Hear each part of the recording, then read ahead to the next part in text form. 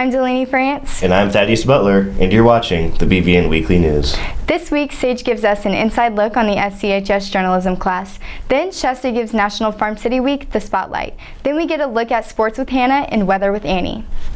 Let's turn it over to Sage to give us backstage access to the SCHS journalism class. The SCHS journalism class is releasing their second edition, and to get a better understanding of what goes into writing the paper, I spoke with students that are currently enrolled in the class. Journalism may just seem like writing about a topic and publishing it, but it takes more than that. We actually spend like 3 to 4 weeks working on one edition, so it takes a lot more time than people would normally think. Journalism is a form of creative writing, and it's so much different than writing papers. Journalism can be an outlet for creativity and expression for students. Mrs. Trout makes it really fun, and I want people to come join at semester. It's been really fun. We have a really fun class, and I like talking to Shelby and Erica. Along with breeding creativity, it can directly help students with their academic success. It's definitely helped writing papers, even though it's different than English papers. Oh yeah, it's definitely made me a better writer. I look at things differently in class now, and the more you write, the better you get, I think. By having students report on events they're actually involved in, a different yet intriguing point of view can be created. In journalism, you can't write in first person at all, and you kind of have to look at it in a different aspect.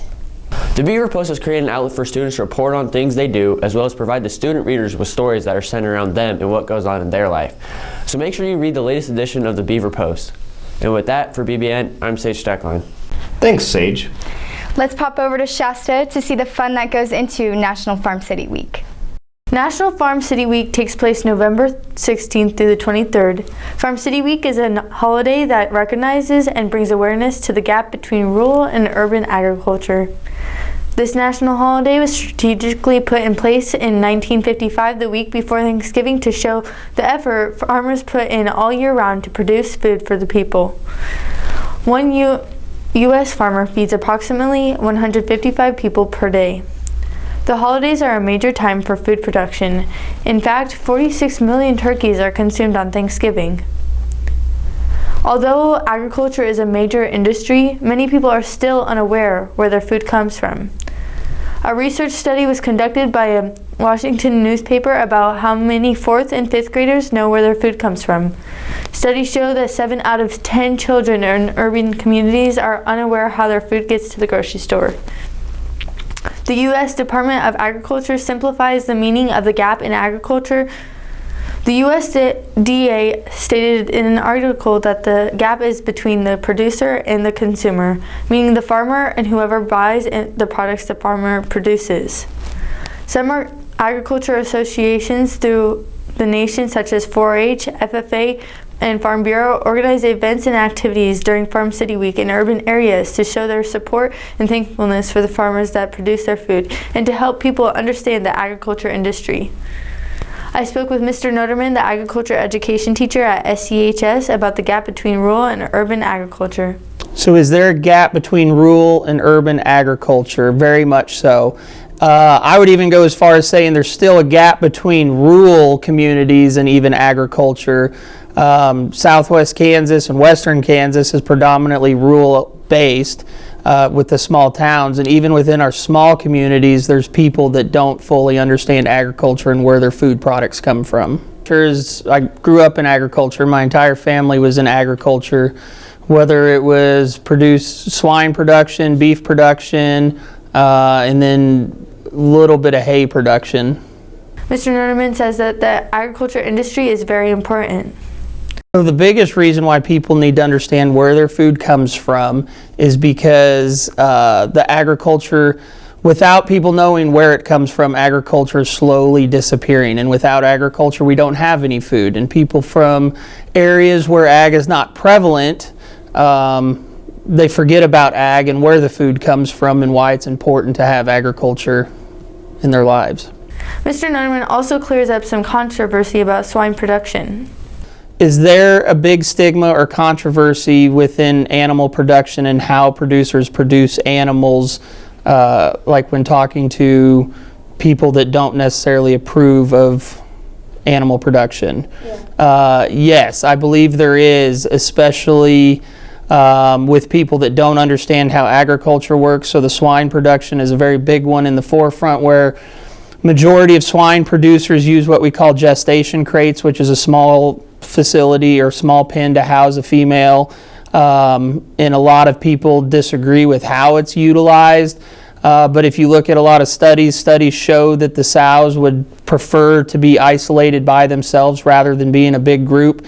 And a lot of it is just a misunderstanding of people not knowing how livestock work. You know, pigs are very territorial and can be cannibalistic, so it becomes a dangerous, to them. But trying to convey that to people that don't understand or don't know is an incredibly hard task. As we enter the season of thankfulness, think about the farmers and ranchers that help put food on our tables. For BBN, I'm Shasta Hope. Thanks, Shasta. Now we have Hannah giving us updates on Beaver sports.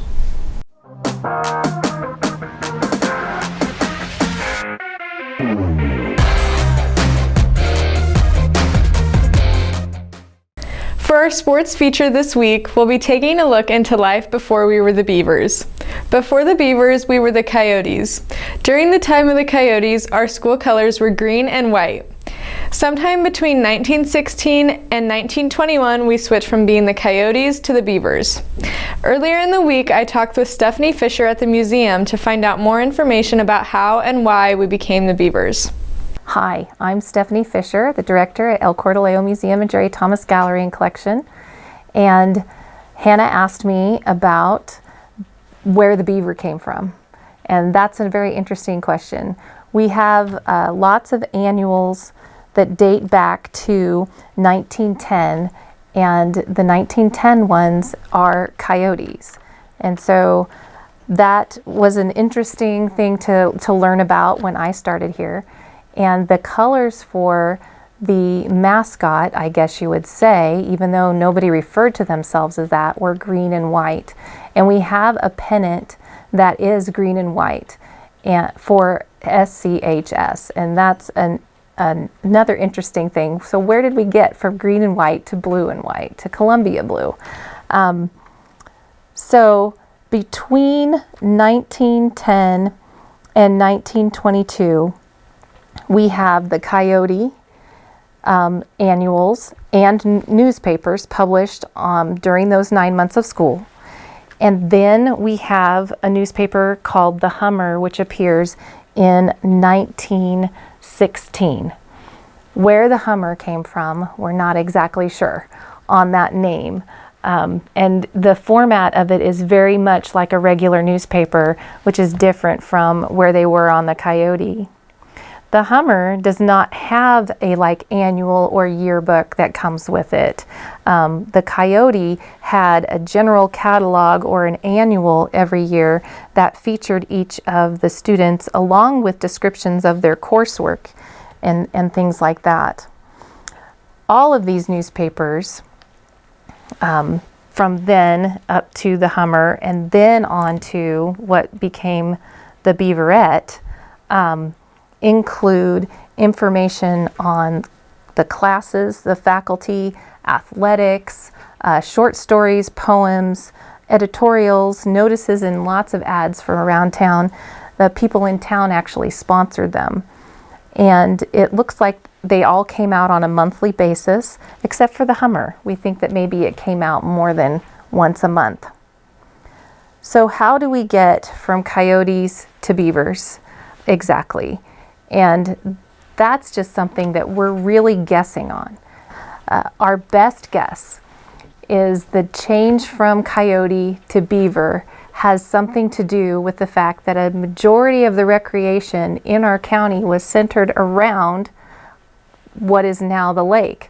Well, the creek that makes up the lake is called the Beaver Creek. And there was even a place called Beaver Beach where people spent a lot of time on Sunday afternoons. And so this was a place that I think is where they may have derived the mascot for the Beavers. And at some point we came to where we called it Beaver basketball, Beaver football, Beaver volleyball, and all of those things. So all of this took place, interestingly enough, where we find our current administrative building. In 1908, there was a 2-story building built next to where the administration building is, and that housed our high school and grade school. It grew to the point where they then added on and put the grade school in a separate building. And then in 1921, the administration building was added on. So since then, we've seen our educational system and our mascots evolve in a lot different way, along with our yearbooks and along with how we do journalism, which has changed from this format to the format you're now watching. Thanks for letting me interview you, Stephanie. It's crazy how things have changed. Have a great weekend. For BBN News, I'm Hannah Farrell. Thanks, Hannah. And to wrap up this week's newscast, let's hear from Annie about this weekend's weather. We are continuing with cold weather this weekend. On Friday, the high will be 33 with a low of 12.